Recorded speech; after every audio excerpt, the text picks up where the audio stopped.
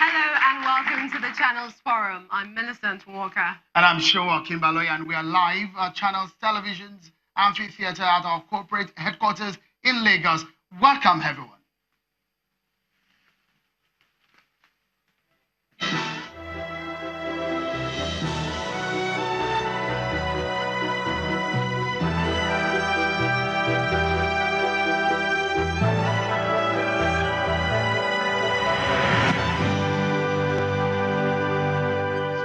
Is an initiative of Channels Television aimed at discussing and proffering solutions to many challenges facing the nation.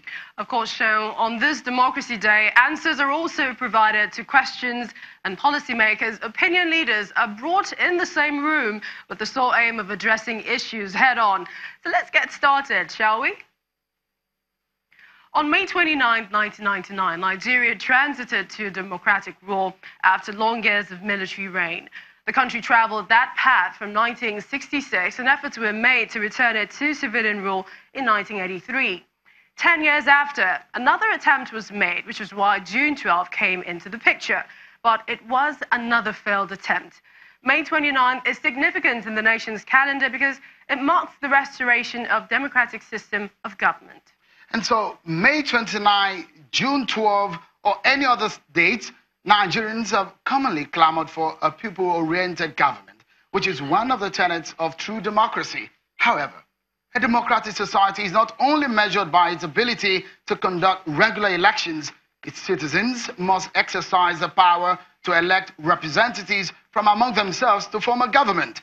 Beyond that, there must be diversity in thoughts and opinions. Human rights and freedom of speech must also be protected. Since Nigeria returned to democratic rule in 1999, the country has peacefully and successfully transited from one democratic government to another. But has Nigeria successfully managed its numerous challenges? Who is benefiting from the nation's politics? Protect and defend the Constitution of the Federal Republic of Nigeria. So help me God. Just like yesterday, it's been 3 years since this current administration came into power in a historic election that saw the incumbent government, led by Dr. Goodluck Ebele Jonathan, conceding.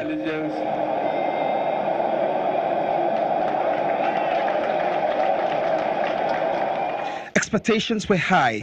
Many slogans crept into the country's lexicon. The loudest was the word change. I have to get used to saying that.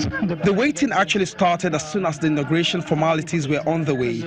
As soon as he mounted the rostrum, he quickly set the tone for what represents the administration's agenda over the mandate period. I intend to keep my oath and serve as president to all Nigerians. I belong to everybody, and I belong to nobody. In clear terms, he left no one in doubt from his statement what kind of government he will be running.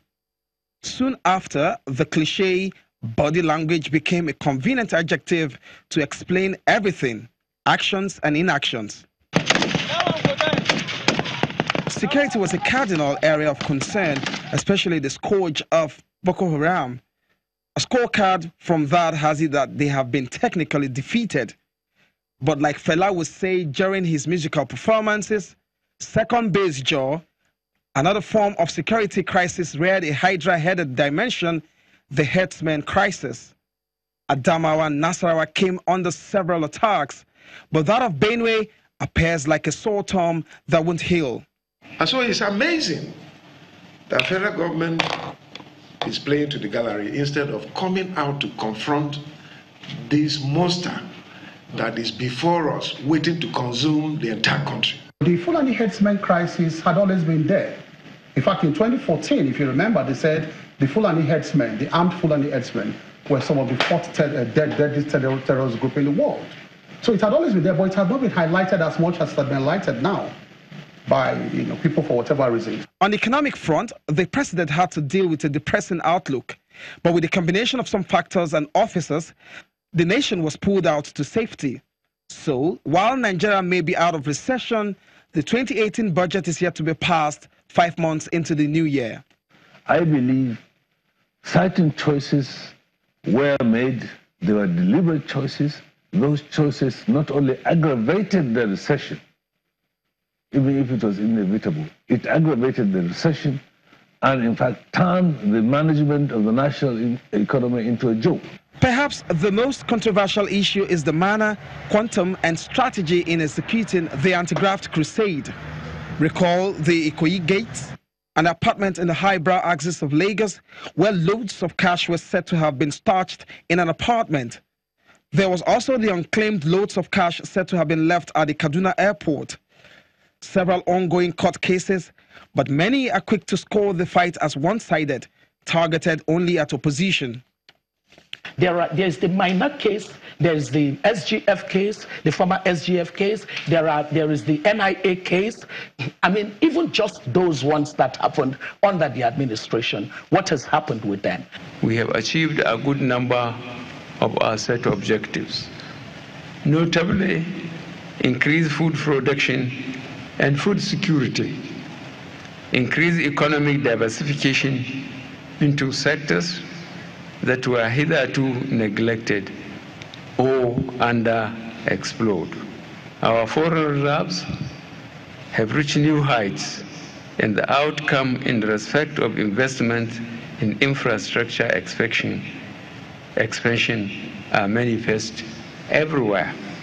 On the political pattern, the scorecard can best be viewed during this election year, the voting pattern and outcomes, bearing in mind that the president has already indicated he wants another shot at power.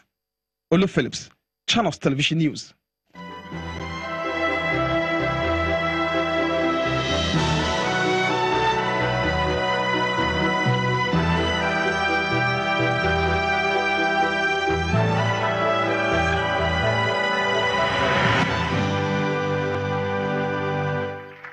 At this point, let us welcome our guests, starting with members of a distinguished audience made up of industrialists, politicians, opinion leaders, civil society groups, and members of other key sectors of the society.